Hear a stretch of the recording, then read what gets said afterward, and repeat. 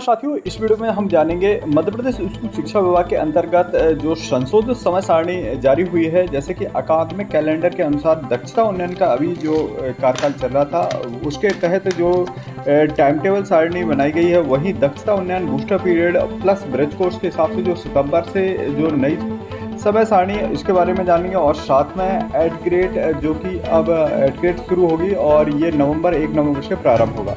तो इसके समय सारणी कालखंड किस प्रकार से रहेंगे, ये संपूर्ण जानकारी जानेंगे इस वीडियो के अंतर्गत। आप इसी प्रकार से शिक्षा विभाग से संबंधित लेटेस्ट अपडेट के लिए हमारे चैनल को सब्सक्राइब कीजिए। सब्सक्राइब करने के बाद बेल आइकन को प्रेस कीजिए ताकि हमारे वीडियो आपको लगातार मिलते रहे। साथ ही वीडियो को लाइक करना नहीं भूलिए। चलिए अब हम इस समय सारणी को डिटेल में जानते हैं। तो साथियों, ये समय सारणी है कक्षा 6 से लेकर के 8वीं तक की, और अगले पार्ट में हम लेकर के आएंगे कल पहली से 5वीं क्लास तक की समय सारणी। और इसमें जैसे कि आपको दिख रहा है कि सबसे पहले तो कालखंड का विभाजन करना है, और इसमें 10:15 से लेकर के 11:45 बजे तक राष्ट्र प्रार्थना, राष्ट्रगीत, राष्ट्रगान, योग, समस्या, सामान्य ज्ञान, नैतिक शिक्षा से रिलेटेड ये समय रहेगा। और प्रथम कालखंड 11:15 से लेकर के 11:30, यानी सभी कालखंड 45 मिनट के रहेंगे।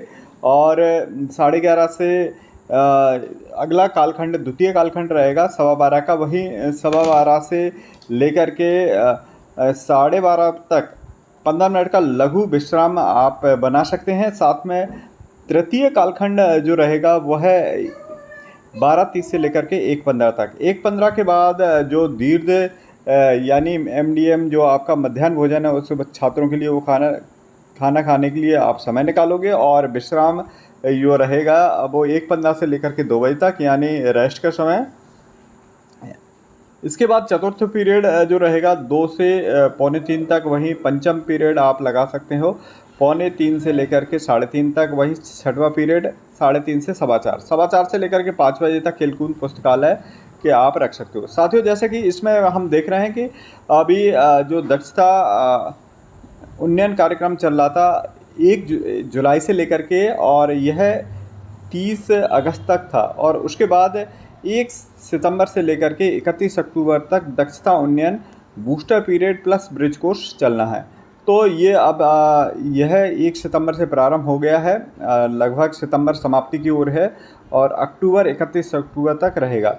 तो साथियों, अब हम इसके बारे में जानते हैं। जैसे कि कक्षा 6वीं में पहला दक्षता बूस्टर का पीरियड रहेगा।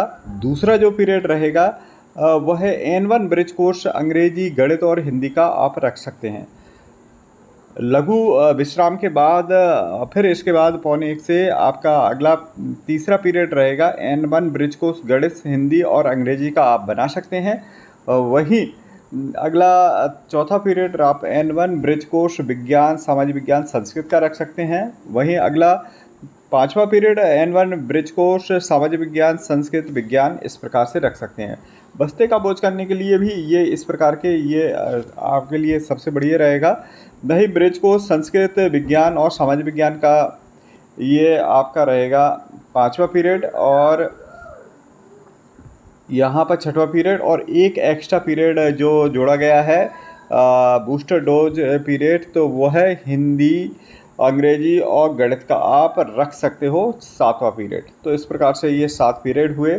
साथियों, यहाँ पर हम फिर से बता देना चाह रहे हैं, जो 1 नवंबर से सत्रांत तक चलेगा एट ग्रेड का पुस्तक आपको मिल जाएंगे और ये चलेंगी। तो एट ग्रेड वाला जो चलेगा वह पहला पीरियड आपका हिंदी का रहेगा, एट ग्रेड सामाजिक विज्ञान दूसरा, एट ग्रेड गणित तीसरा। ये अलग अलग कक्षाओं में पहला पीरियड मैं बता रहा हूँ। और दूसरा पीरियड वहीं 6वीं कक्षा में गणित का आप 7वीं में हिंदी का कर सकते हैं, 8वीं में अंग्रेजी का आप कर सकते हैं। वहीं तीसरा पीरियड अगर देखा जाए तो एट ग्रेड अंग्रेजी का रहेगा। और वहीं तीसरे पीरियड में 7वीं में विज्ञान आप कर सकते हो, 8वीं में सामाजिक विज्ञान। वहीं एट ग्रेड में अगर चौथा पीरियड देखा जाए तो 6वीं में सामाजिक विज्ञान, 7वीं में गणित, 8वीं में संस्कृत। वहीं एट ग्रेड का अगला पीरियड जो रहेगा 5वां पीरियड, वह है एट ग्रेड का 6वीं में विज्ञान, 7वीं में संस्कृत, 8वीं में हिंदी। और एट ग्रेड का अगला पीरियड देखें तो संस्कृत 6वीं में संस्कृत का पीरियड, 7वीं में अंग्रेजी और 8वीं में विज्ञान का लास्ट पीरियड छठवां रख सकते हो। उसके बाद खेलकूद पुस्तकालय। तो साथियों इस प्रकार से आप